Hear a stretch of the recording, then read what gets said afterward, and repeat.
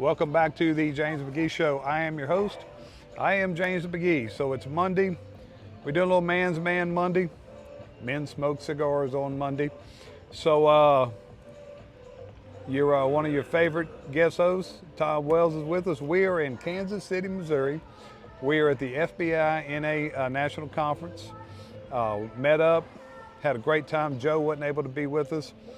So we want to come at you just real quick. Smoking cigars. I don't smoke a lot. Tom doesn't smoke a lot, but you know what? We don't ever see each other. So when we get together, we're gonna smoke a little cigar. Yep. And of course, we're gonna have a drink.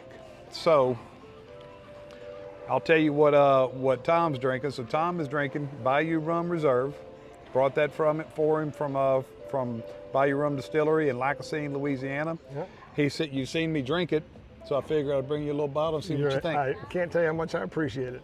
And Jimmy's little take-home thing here is going to be a thing called Buzzard's Roots. It was a single barrel that I got recently at an Ohio Chapter NA event, and I got an extra bottle because you never know when you need to rock and roll, and what a perfect time to bestow it on somebody, but to my good buddy, James McGee. It's so good to be here with you and be live with you. And let me tell you, we've had a hell of a week, great time. We have some great friends here. We wanted to do a full podcast. Technology-wise, first off, it's probably me.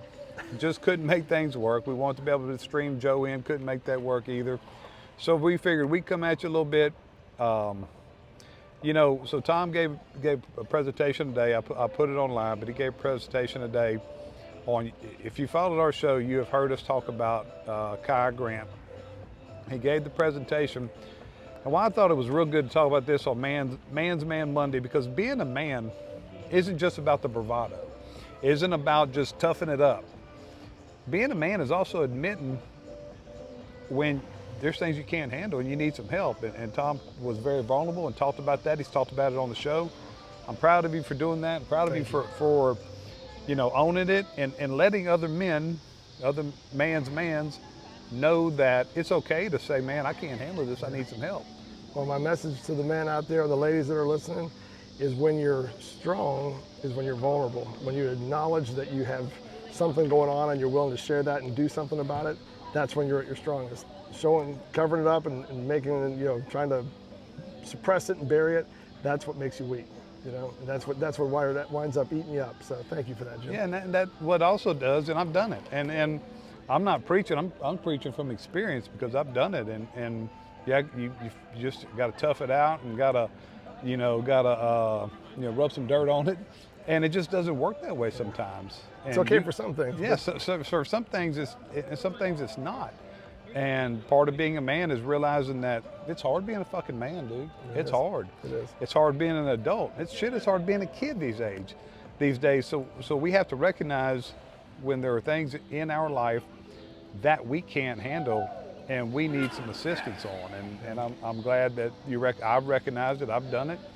And it doesn't make you less of a man. What makes you less of a man is when you don't address it and you end up doing dumb shit and get letting addiction, whatever addiction that you have, taken over your life. That's being weak. Yep. Admitting you need help and getting help, that's strength, man. Right. And in the end, the things that you do that by not getting help, it winds up hurting your family. And we don't want to hurt our families. That's the thing that's nearest and dearest to us. And oftentimes we wind up hurting them because we don't understand what's affecting us. And if we're at our strongest, we can be our strongest for them. So when we're trying, we hurt them a lot when we're trying to protect them. And what I had to realize, this was recent, that, man, I was trying to, I said this a couple weeks ago and I'll say it again, that I used to pride myself on putting myself last. Oh man, I put myself last. Well, I realized that was hurting me more than anything. I started putting myself first, not my selfish needs, Nope. not my selfish wants, but my health, my well-being. Because if I'm not taking care of myself, I pride myself on taking care of the world. Well, I can't take care of a fucking person. Right. If I'm not taking care of myself. So Tom, I know you're the same way.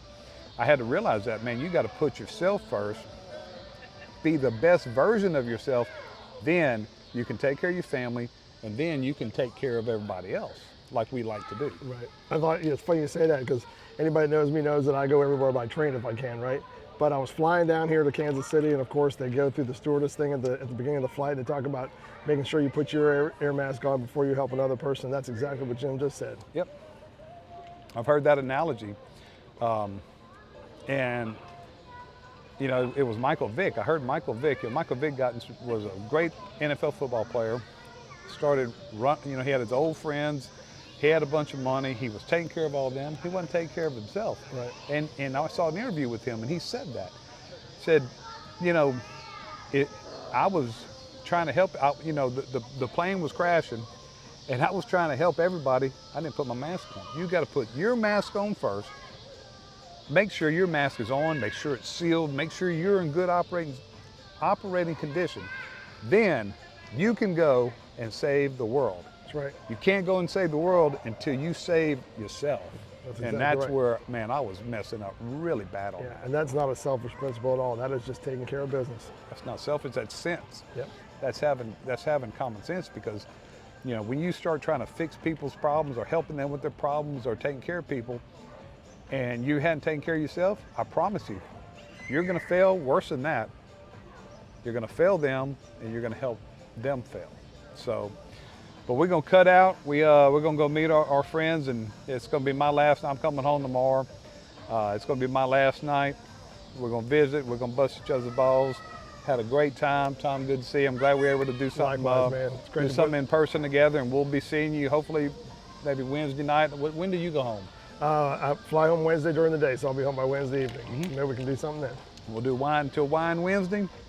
McGee and Wells are out. See ya.